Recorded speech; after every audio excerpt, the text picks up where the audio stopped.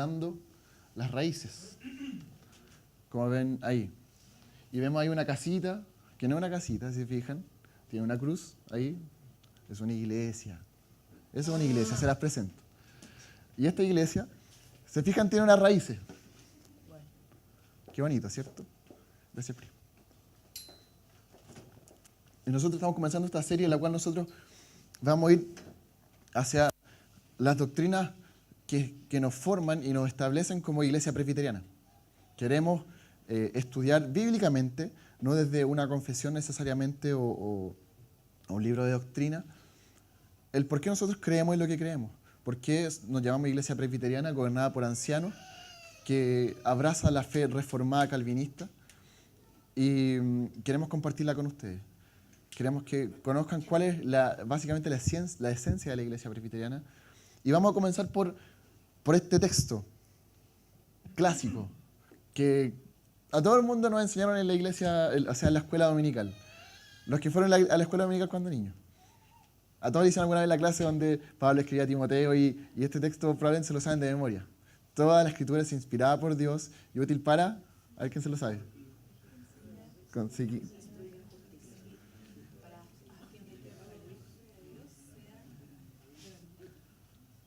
Capacitado para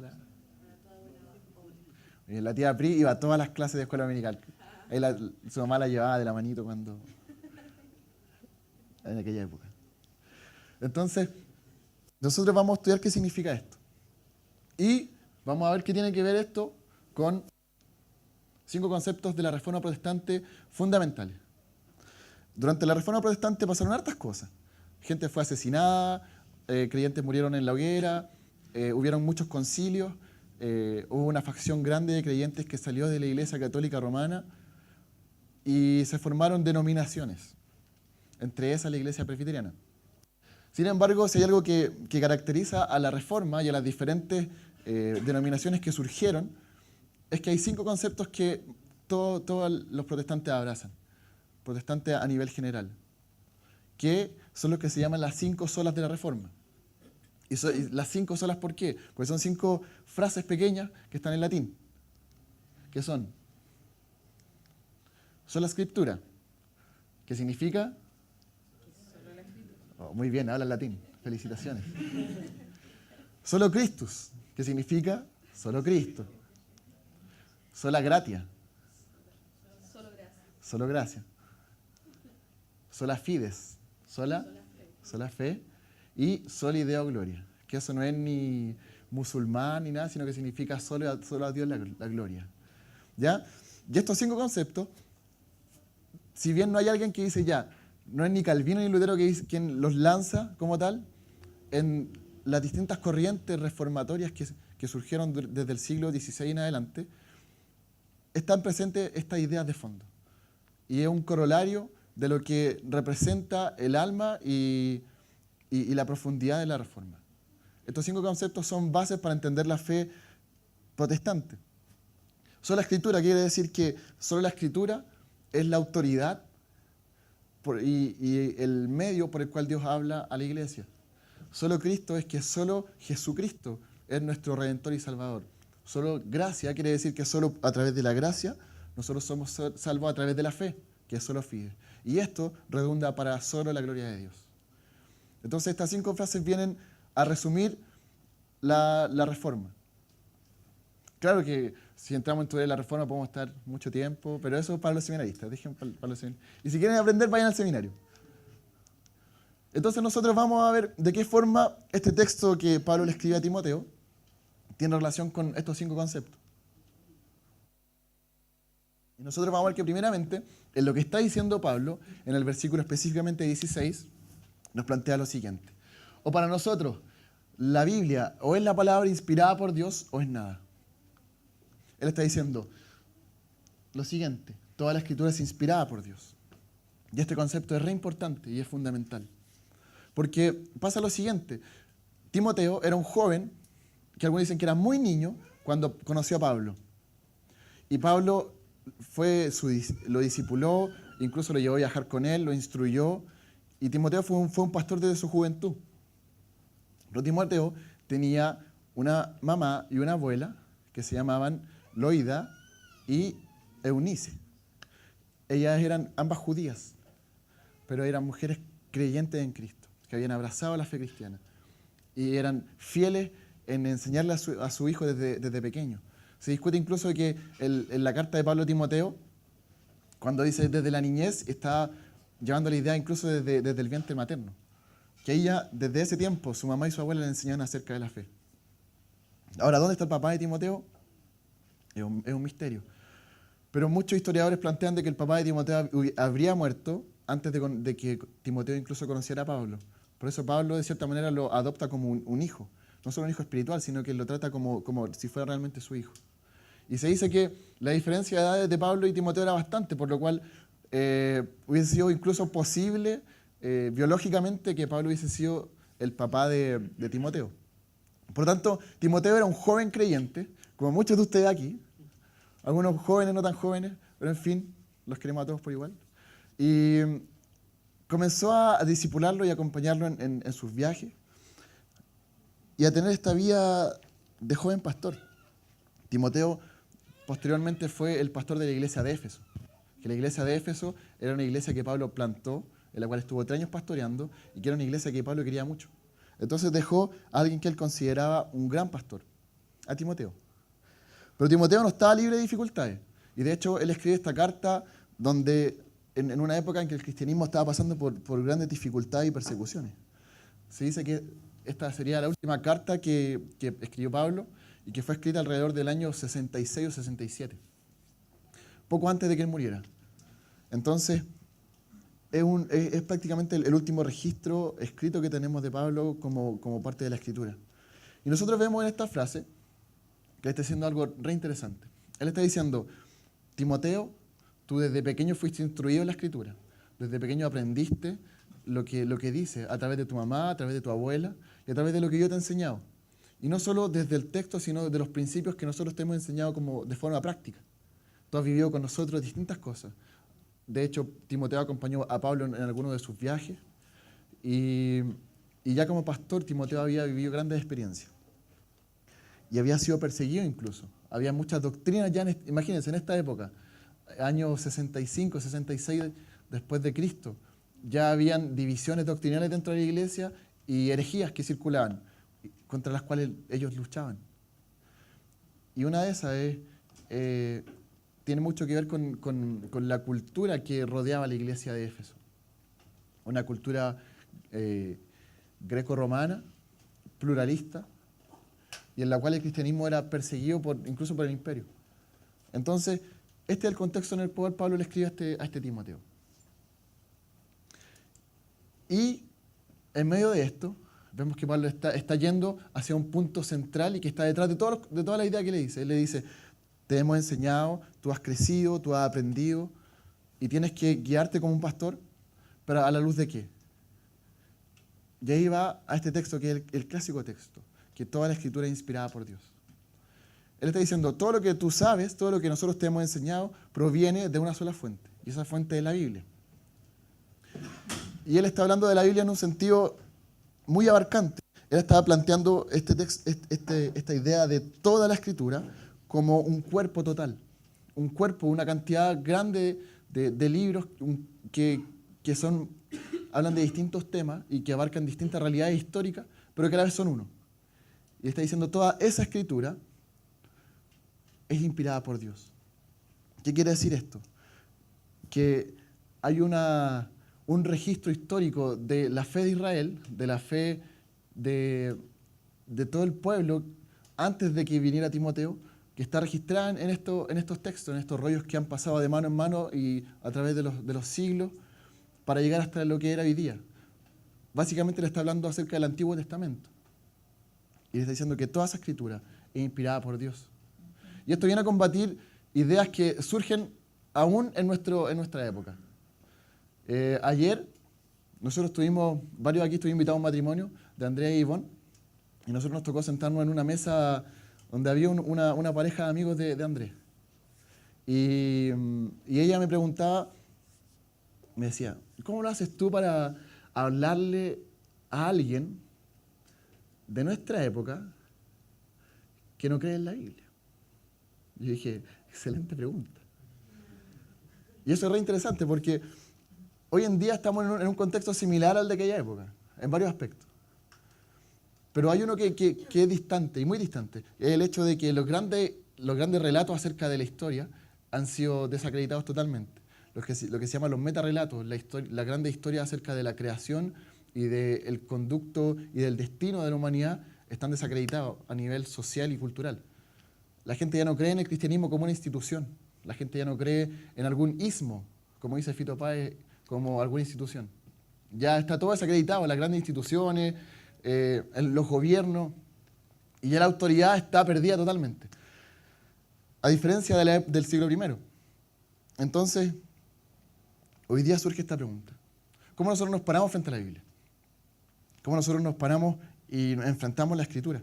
Y lo que Pablo está diciendo es que toda Escritura es inspirada por Dios, toda la Escritura.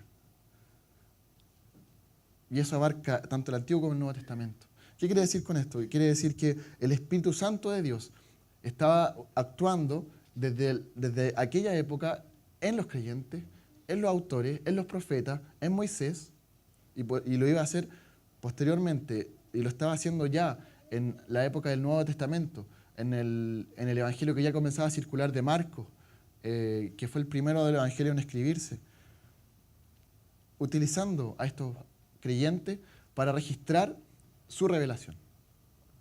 Esto no es menor, porque ahí entran muchas dudas. Dice, ¿cómo es posible que pase esto? Y a través de la historia se ha discutido mucho esta idea de la revelación. ¿Cuál es el concepto de revelación? ¿Cómo es la forma en la cual Dios se reveló? ¿Cómo fue que estos hombres escribieron estos textos? Y hay distintas ideas con respecto a esto.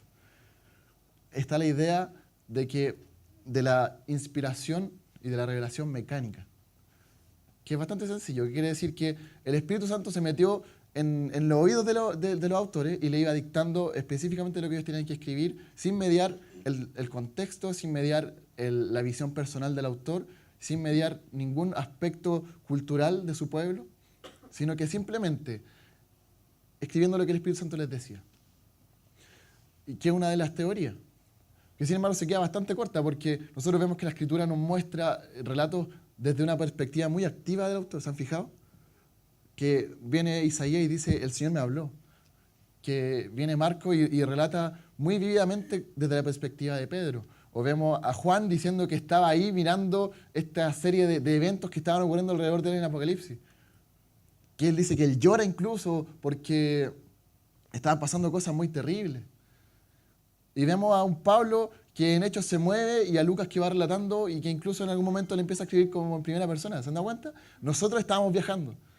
Entonces es bastante poco creíble esta idea de que Dios simplemente dictó en el oído de los autores lo que él quería decir. Por otro lado está la idea de inspiración dinámica. ¿Qué quiere decir esto? Que ellos de alguna manera, como un músico, como Javier, por ejemplo, cuando se inspira y escribe una canción y compone una música, se inspiró en algún aspecto de la personalidad de Dios. Así como Javier se inspira en la Pepa, estos autores se habrían inspirado en algún aspecto de la personalidad de Dios y habrían escrito. Sin embargo, esto nos lleva al otro extremo. Se fijan, por un lado, es solo el Espíritu Santo actuando, y es como si el Espíritu Santo mismo hubiese tomado un lápiz y hubiese escrito. Por otro lado, nos vamos a la idea de que es una inspiración personal e individual. Pero eso le quita, en gran manera, la acción del Espíritu Santo. Porque depende exclusivamente de la interpretación y de la visión personal del autor. Y no es el Espíritu Santo actuando en medio de este hombre. Y por otro lado está la idea de revelación orgánica, que parece ser y que es la forma más creíble, más sustentable y más cristocéntrica de revelarse de Dios. ¿En qué sentido? Que plantea que el Espíritu Santo utilizó a estos hombres, a estos autores, para escribir. ¿Pero de qué forma? En medio de su existencia, sin permitirles que su pecado afectara a la Escritura, pero permitiendo que su visión de la época, su comprensión de la cultura, su nivel de educación, su estilo de gramática, su forma de expresarse, estuvieran presentes en medio del texto. Y esto es interesante porque vemos que Pablo en sus cartas escribe dando muestras de su profundo conocimiento del Antiguo Testamento. ¿Se han dado cuenta, no? Que cita constantemente al Antiguo Testamento, que cita autores de la misma época, filósofos, porque Pablo era un tremendo conocedor y era tremendamente. Pero por otro lado vemos a un Pedro con una escritura más tosca, una capacidad intelectual un poco menor, pero que sin embargo tiene patente y presente el sello del Espíritu Santo. ¿Se han dado cuenta de cómo las cartas de Pedro no son menos autoritativas y menos potentes que los escritos de Pablo? Pero cómo es claramente visible la diferencia entre estilos literarios incluso. Esta es la forma en la cual el Espíritu Santo obró para escribir y componer esto que es la Biblia, a través de la inspiración orgánica.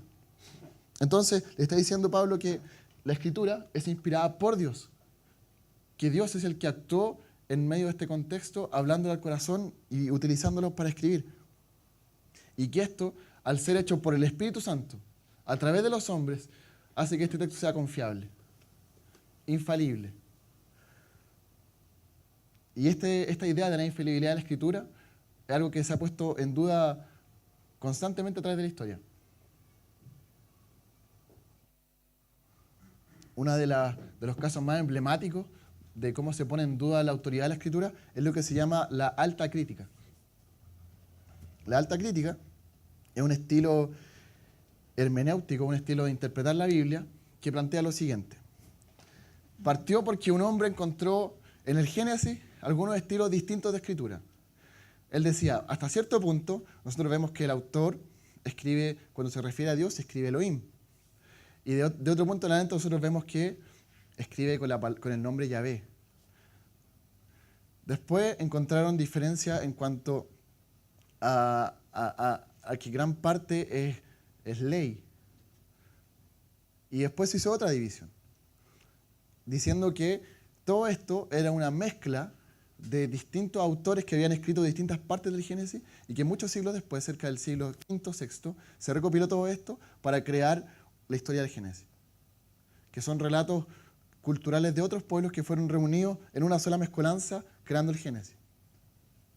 En el fondo, lo que hacen es criticar las fuentes y decir, Moisés no es el autor del Pentateuco, sino que simplemente alguien a quien se le dio el título de autor para darle cierta autoridad al libro. Y esto comenzó con el Génesis y después fue a Isaías. Y algunos vienen y dicen que Isaías tiene 2 autores, 3 o hasta 7 autores. Y que estos distintos autores habrían escrito en distintos momentos de la historia sin que estos estén específicamente en la fecha que dice que se escribieron. Imagínense, el Génesis siendo escrito 1000 años después de que vivió Moisés.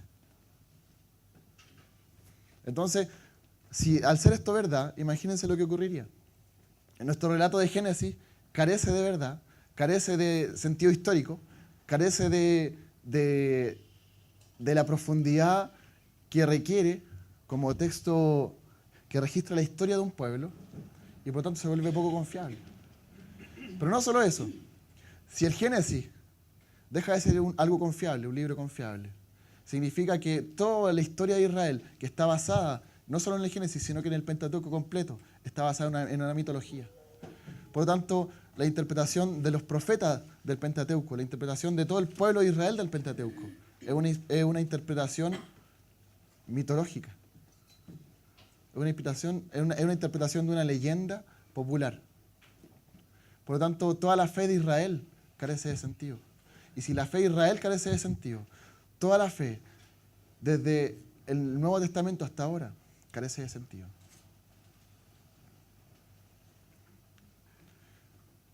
Por lo tanto, lo que le está diciendo Pablo a Timoteo no es menor.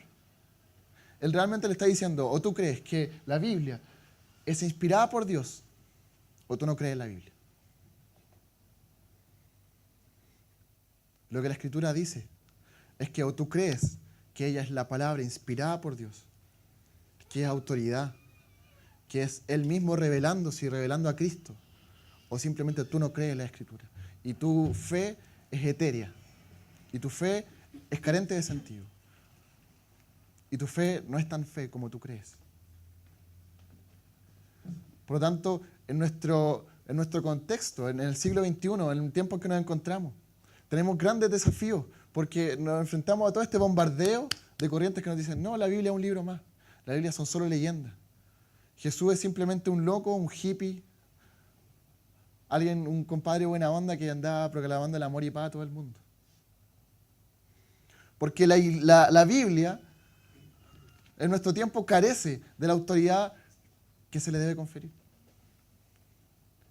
El tema es que cuando esto entra en la iglesia, y no solo en la iglesia, sino que cuando hace sentido en tu vida, toda tu fe, toda tu creencia es cuestionada.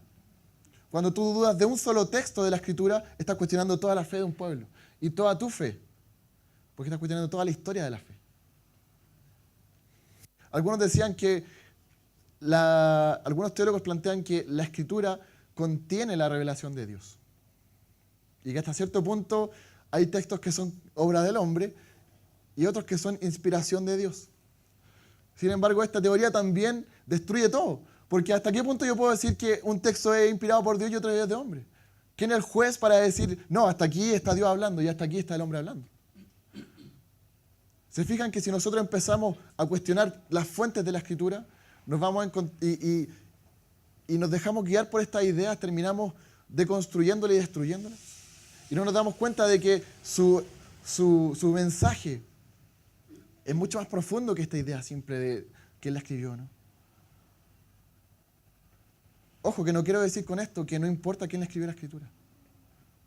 No quiero decir con esto que no importa la historicidad de la Escritura. Todo lo contrario. Los libros que están presentes en lo que se llama el canon, que son estos 66 libros, son libros que han sido demostradas su autoría, su relevancia y su centralidad en el mensaje de Cristo.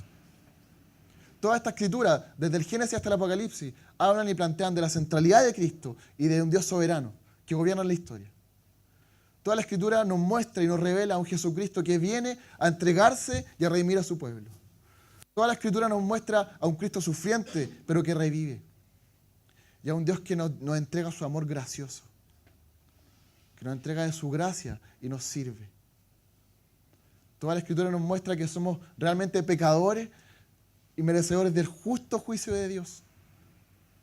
Desde el tiempo del Génesis, cuando vemos a Adán y Eva comiendo el fruto y pecando, hasta hoy día, la Biblia nos da cuenta de que, y nos dice, sí, cuando ustedes ven la destrucción del mundo, cuando ustedes ven una sociedad destruida, cuando ustedes ven el concepto de familia destruido, es por causa del pecado del hombre. Es por causa de tu pecado que tu vida te está destruyendo. Y la Biblia da cuenta de eso. Pero la Biblia también da cuenta de este Jesús que se hace hombre, de este Dios que Él dice, yo voy a morir por aquellos que mi Padre escogió.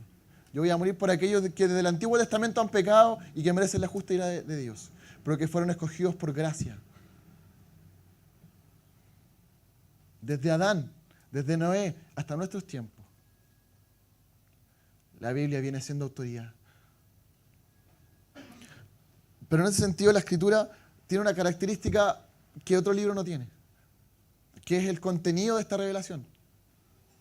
El contenido es el mensaje central del Evangelio. El contenido es Dios mismo, es el carácter de Dios revelándose. Es Dios diciendo, sí, yo fui quien creé el universo. Es Dios mismo diciendo, yo fui quien creé todo lo que tú ves a tu alrededor, quien te sustenta, quien sustenta tu vida. Y dejé un registro a través del cual tú puedes conocerme.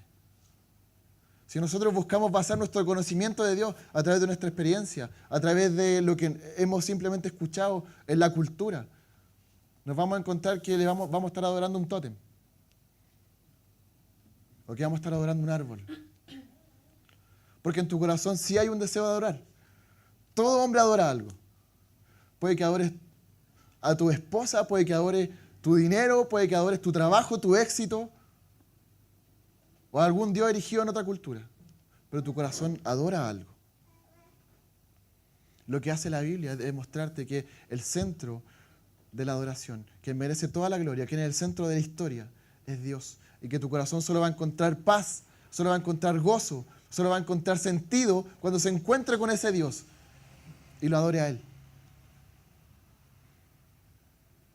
Lo que hace la Biblia es mostrarnos que el mensaje que nosotros queremos escuchar, que nos necesitamos escuchar y que el siglo XXI necesita escuchar, es de un Cristo muerto y resucitado.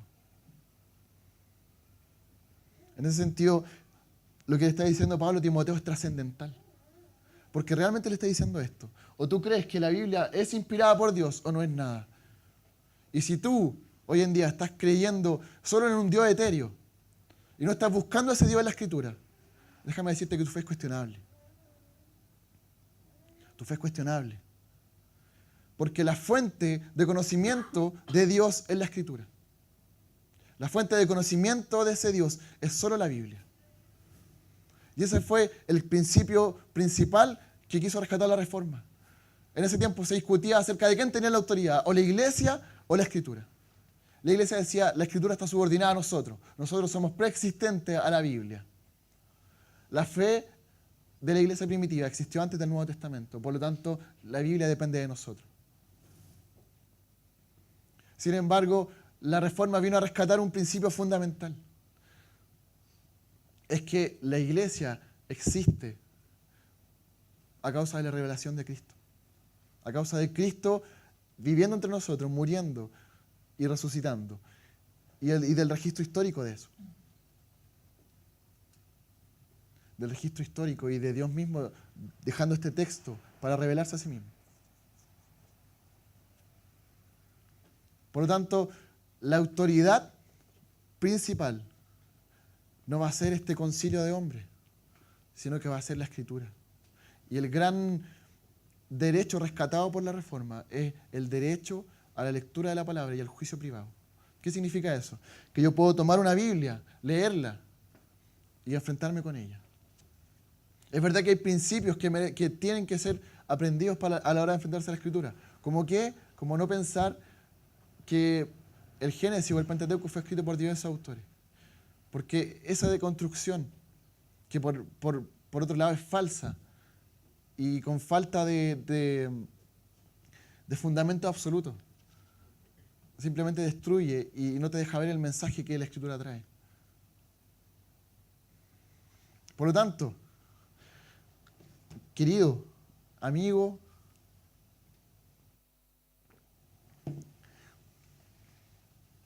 si tú no crees que la Escritura es realmente y completamente la palabra de Dios y su revelación en nuestro tiempo, que está totalmente, que tiene mucho que ver con nuestro contexto, que tiene totalmente que ver con tu vida, con tu pecado. Si tú no crees en eso,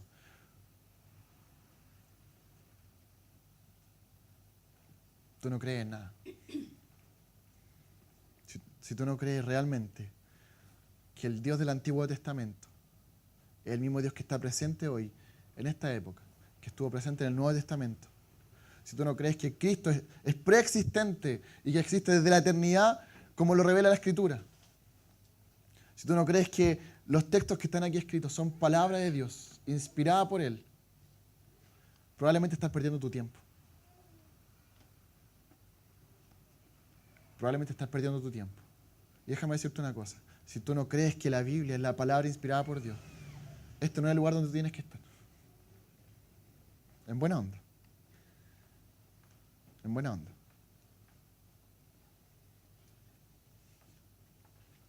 Porque todo lo que nosotros enseñamos desde aquí, todo lo que el pastor predica los domingos, todo lo que predicamos de los domingos, nace de la Escritura. Si tú dudas de eso, estás dudando de lo que nosotros enseñamos.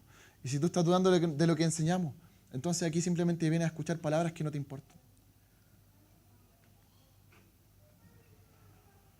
Si tú dudas de la Escritura, entonces no necesitas estudiarla todos los días.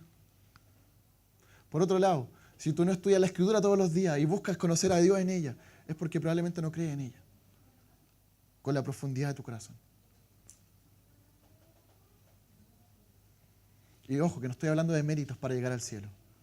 Estoy hablando de la forma en la cual Dios quiere que lo conozcamos. Estoy hablando de la forma de la cual Dios estableció para que nosotros nos acercáramos a Él. Mucho te puede enseñar el pastor, mucho puedes aprender aquí los domingos, pero si tú no estudias la Escritura en tu hogar, si tú no te dedicas a enseñártela a ti mismo y a tu hijo y a tu esposa, de poco sirve que venga aquí los domingos.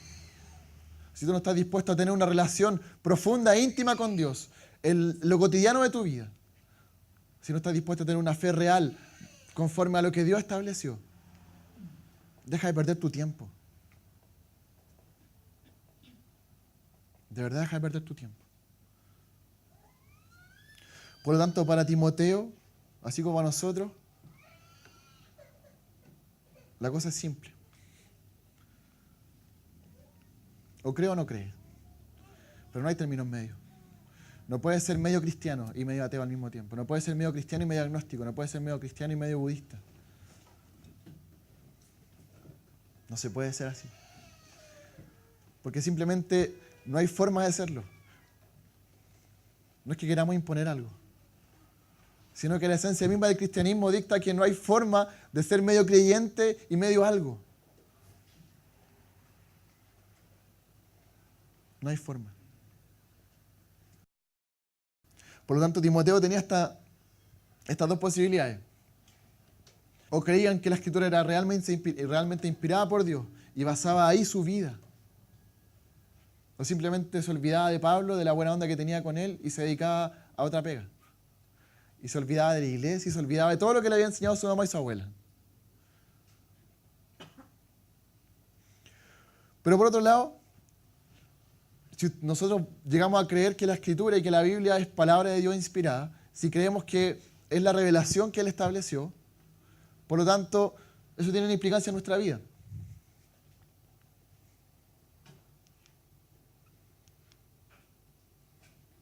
Implica obedecerla. Implica vivir conforme a la Escritura. Implica conocerla profundamente. Útil para enseñar, para reprender, para corregir y para instruir en la justicia. Si la Biblia es inspirada por Dios, por lo tanto, es esas características que están ahí. Si Dios realmente inspiró la Escritura y utilizó a todos los autores del Antiguo y del Nuevo Testamento, entonces ella tiene mucha relevancia en mi vida. Y ella debe ser asumida como mi regla de fe y conducta. Si yo creo en Cristo como mi Señor y Salvador, es porque Dios me reveló eso a través de aquellos escritos. Si yo creo en que Cristo murió resucitó por mí, es porque me lo dijo la Biblia. Es verdad, puede que lo haya escuchado de un amigo o de un vecino que me habló del Evangelio, pero él lo escuchó y lo leyó en la Escritura. Por lo tanto, esto tiene consecuencias prácticas en nuestra vida. Si tú asumes que Cristo es tu Señor y tu Salvador, y si tú lo conoces a través de la Escritura, tú debes amarle y rendirle tu vida. Y vivir conforme a ella. ¿Y cómo tú vas a vivir conforme a ella? Estudiando. Estudiándola, leyéndola, acercándote a ella. Yo quiero hacerte una pregunta. ¿Cuántas veces en tu vida has leído la Biblia completa? No es necesario que respondan ni que levanten la mano quien lo ha hecho o no. Piénsalo. ¿Cuántas veces has leído completamente la Biblia? ¿Cuántos días a la semana tú dedicas un tiempo en la mañana, en la tarde, en la noche, no me importa la hora que sea, para leer un texto y meditar en él? Para ver qué es lo que Dios está diciendo en tu corazón a través de él. ¿Lo haces todos los días? ¿Lo haces un par de días a la semana? ¿Lo haces los domingos después del culto solamente?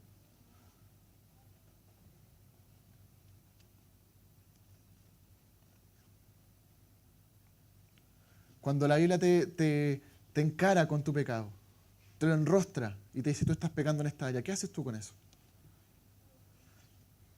¿Te sientes motivado a dejar esa actitud pecaminosa? ¿Te sientes llamado por Dios a arrepentirte de tu pecado? Y decir, Señor, he pecado y no quiero vivir más de esta forma. O simplemente dice, qué bonito lo que dijo el pastor.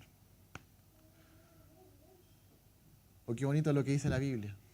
La vamos a dejar abierta ahí encima del escritorio, para que el Señor me bendiga.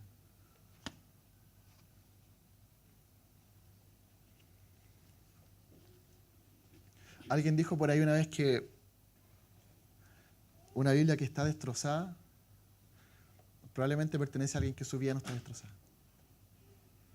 Porque quien destroza su Biblia leyéndola y estudiándola es porque realmente le interesa y encuentra en ella una fuente de autoridad para su vida. Una autoridad y una regla de fe y de conducta. ¿De fe en qué? ¿En qué sentido de fe? En que me enseña quién es el Dios de la Escritura y quién es el Dios del mundo. ¿Quién es el Señor de la creación? Me muestra claramente quién es ese Dios, cómo es su personalidad y su carácter. Y de conducta, porque me dice de qué manera este Dios quiere que yo viva y qué es lo que ese Dios quiere para mí. Puede que tú como creyente tengas una vida frustrante, difícil, y dices, ¿por qué me cuesta tanto salir de estos pecados? ¿Por qué me cuesta tanto salir de esta forma de vivir? Y quizás está agotado de cómo es tu vida. Quizás estás agotado de cómo tú te enfrentas a la iglesia, de cómo tú te enfrentas a ti mismo y a tu pecado. Quizás estás agotado del concepto que tienes de Dios. Y de repente llega y te das cuenta que no conoces realmente a Dios. De que no sabes realmente quién es Dios. Déjame decirte que esa sensación es reversible. ¿En qué sentido? Dios te llama a vivir a través de su gracia, teniendo una íntima y personal relación con Él, a través de la Biblia. Es verdad, tú puedes tener contacto con otros creyentes y eso es muy bueno. De hecho, cuando alguien deja de crecer dentro de la iglesia, todo el resto de la iglesia sufre por causa de aquella persona. Por lo mismo, en tu vida personal tú estás llamado a buscar a Dios en la intimidad de tu vida. Dedícale tiempo a la Biblia, dedícale tiempo a estudiar, a conocer a Dios a través de ella. Si realmente crees que la Biblia es autoridad, vive entonces como si fuera autoridad en tu vida. Si realmente dice la Biblia, palabra de Dios en mi vida y a mí me interesa, entonces léela y estúdiala como corresponde. Y busca a Dios, pero busca a Dios de corazón y deja que Él te transforme a través de su gracia. No leas la Biblia para decir si la leí o si conozco. No la leas simplemente como un libro más, porque la Biblia no es un libro más. No es un libro más. Y si tú lees la Biblia como un libro más, probablemente poco vas a entender de ella. Si tú lees la Biblia pensando simplemente en saber qué es lo que pasó con Israel, te vas a quedar con eso, con una historia. Pero si lees la Biblia buscando que Dios transforme tu corazón y te haga más sumiso y más humilde delante de Él, te vas a encontrar con este Dios gracioso, con este Dios maravilloso, con este Dios que se entrega por ti. Y vas a encontrarle sentido a tu cristianismo, vas a encontrarle sentido a tu fe, y vas a ver que tu religiosidad puede transformarse en una religión que llena tu corazón, porque tu corazón se va a llenar del Dios de la Escritura. Si tú piensas que la Escritura no es palabra de Dios, entonces párate y ándate de aquí, por favor. Porque estás perdiendo tu tiempo. Dedícate a vivir tu vida de otra forma.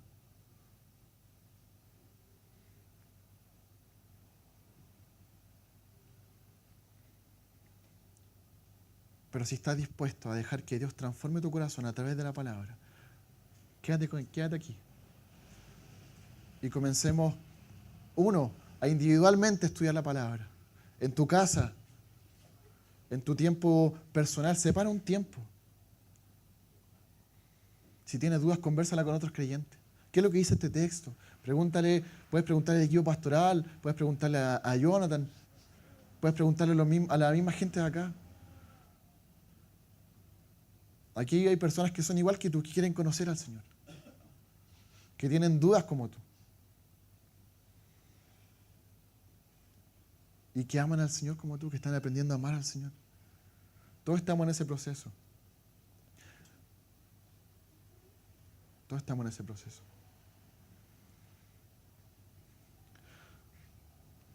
Entonces, frente a esto, cuando nosotros creemos realmente y asumimos que la Biblia es nuestra regla de fe y conducta y que es palabra de Dios, entonces tienen sentido estos 5 conceptos de la Reforma. Porque cuando yo digo que solo la Escritura tiene autoridad como palabra de Dios, me doy cuenta que es realmente, que solo a través de Cristo que yo me puedo acercar a Dios, que solo a través de su vida y su muerte que yo tengo redención, solo a través de su muerte y de la justicia de Dios cobrándose en Él, es que yo puedo acercarme a Dios, en que mi deuda, la deuda que yo tenía que asumir por causa de mi maldad ya está pagada.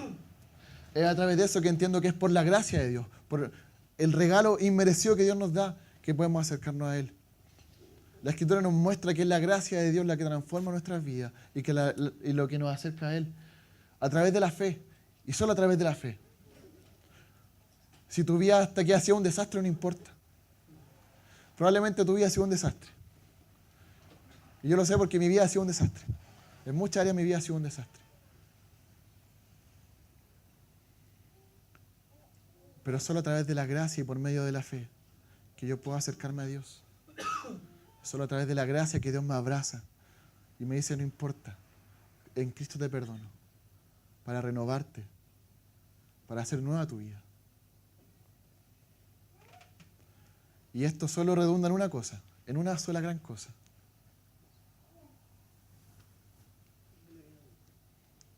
No, que ir en la gloria de Dios.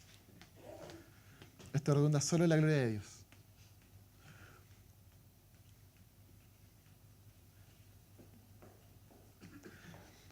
¿Se dan cuenta de cómo es trascendental el concepto que nosotros tenemos de la Biblia? No es cualquier cosa. No es que yo pueda pensar, sí, la Biblia contiene la palabra de Dios y las cosas que no me gustan yo las saco y rompo la hojita. Porque eso pasa. Pasa harto, ¿se han dado cuenta? Cuando hay cosas de la Biblia que a mí no me gustan es como que son menos importantes. Como, no, y el Espíritu Santo estaba medio perdido ese día, así que no es tan palabra de Dios lo que Él dijo. Y cuando hay algo que en lo que yo sé que soy bueno, digo, este compadre que es terrible, porque no le hace caso a la palabra de Dios, es que es inspirada y todo el tema. Tampoco es el mejor concepto de inspirada por Dios. Toda la Escritura. Pablo dice, toda la Escritura es inspirada por Dios. Ahora, frente a esto,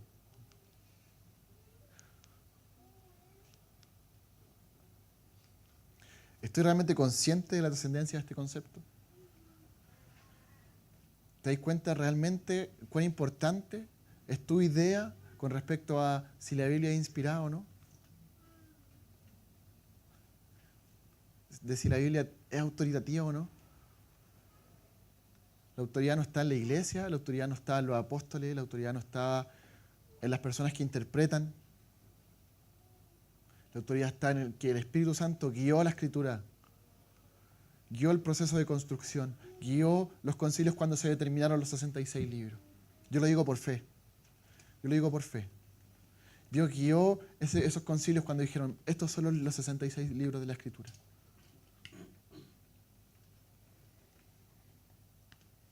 Dios guió a Isaías cuando escribió su libro.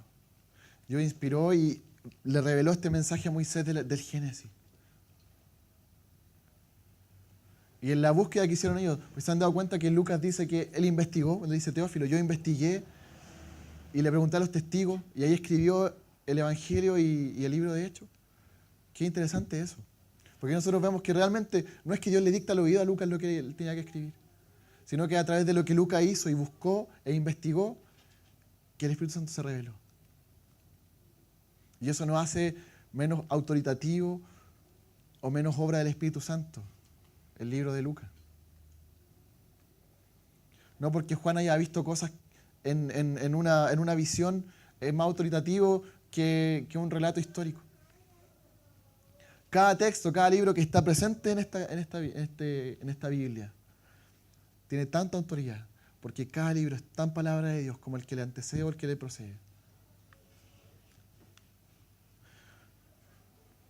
Por lo tanto, si sabemos esto, ¿somos conscientes de que nuestro cristianismo y que nuestra fe depende de esta idea?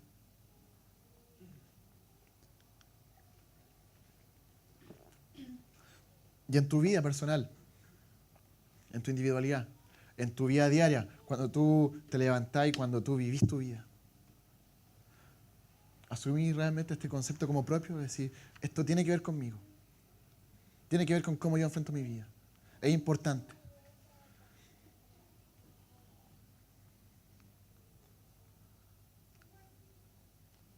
Si no ha sido así, el Señor te llama a arrepentirte. El Señor te dice, yo te perdono por causa de ese pecado. ¿Por qué un pecado? Si tú desconfías de la palabra de Dios, estás pecando. Estás yendo en contra de la voluntad misma de Dios.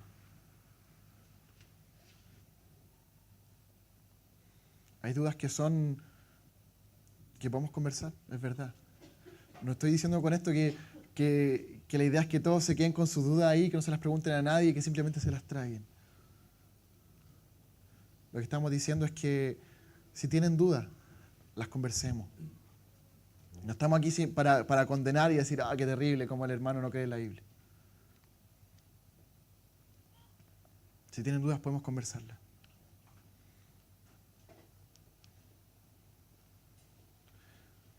Y pensemos un poco en esto. ¿En qué áreas de mi vida la Biblia sí ha autoridad y en qué áreas no? Suele suceder, ¿cierto? Hay áreas en que es más fácil decir, ya aquí yo dejo que Dios actúe en mi vida.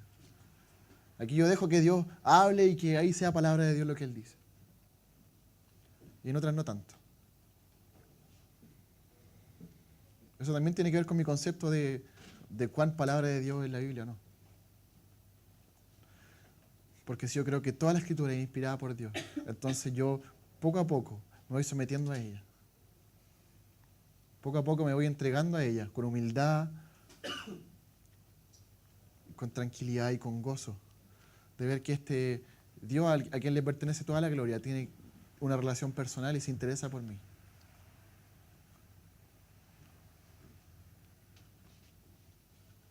Así que, ¿se dan cuenta cómo es importante esto?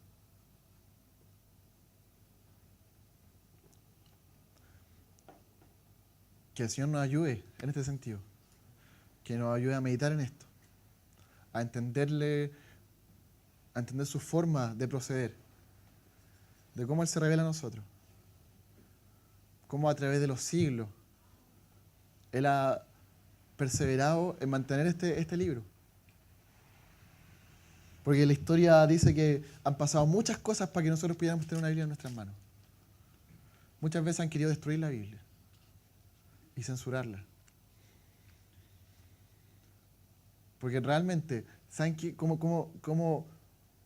cuál es el hecho uno de los hechos más marcantes de la Reforma?